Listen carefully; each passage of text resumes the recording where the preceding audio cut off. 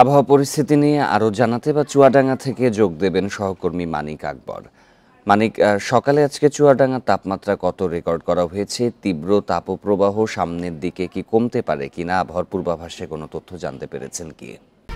1, 2, 3 ঢাকায় জমি জিতে নিন 100% ক্যাশব্যাক সহ 20 কোটি টাকার পুরস্কার।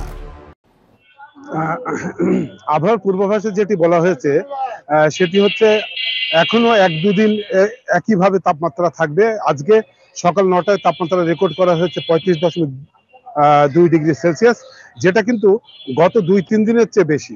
সেই হিসাবে আজকে একটি আশঙ্কা করা হচ্ছে যে তাপমাত্রা আজকেও উপরের দিকে থাকবে। গতকাল তাপমাত্রা ছিল 43.7 ডিগ্রি সেলসিয়াস, যেটা হচ্ছে যশোরের পরে অবস্থান ছিল আমাদের চুয়াডাঙ্গা।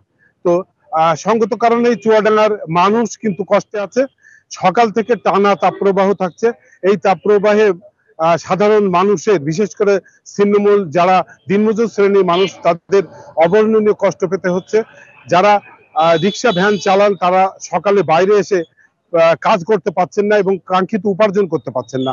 তারা বলছেন যে তারা যে যাত্রী পাওয়ার কথা সেটি পাচ্ছেন না, তার কারণ বেলা 12টা বেজে যাওয়ার পর থেকে একেবারেই সন্ধ্যার আগে পর্যন্ত শহরে মানুষের উপস্থিতি কম থাকছে, যে কারণে তারা যাত্রী পাচ্ছেন না। যারা কিছু মানুষ শহরে থাকলেও তারা ভ্যান কিংবা রিক্সা, যেসব যানবাহনে চললে গায়ে সরাসরি সূর্যের আলো লাগবে না এমন যানবাহনে তারা চড়ছেন, খোলা ভ্যানে চড়ছেন না।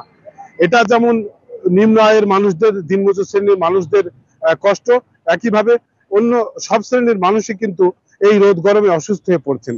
অনেক মানুষ হাসপাতালে যাচ্ছেন, চিকিৎসা নিচ্ছেন। বিশেষ করে ডায়রিয়া এবং শিশু ওয়ার্ডে রোগীর চাপ বেশি, আমরা বরাবরই বেশ কিছুদিন ধরে লক্ষ্য করছি। শিশু ওয়ার্ডে ধারণ ক্ষমতা দ্বিগুণ রোগী সবসময় থাকছে। ডায়রিয়া ওয়ার্ডে রোগীর চাপ বেড়ে কখনো কখনো ওয়ার্ডের বারান্দার বাইরে চলে আসছে। তো এরকম প্রেক্ষাপটে চিকিৎসকরা বলছেন এই অবস্থায় সাবধানে থাকতে হবে। চুয়াডাঙ্গার আবহাওয়া পরিস্থিতির খবর জানাচ্ছিলেন সহকর্মী মানিক আকবর।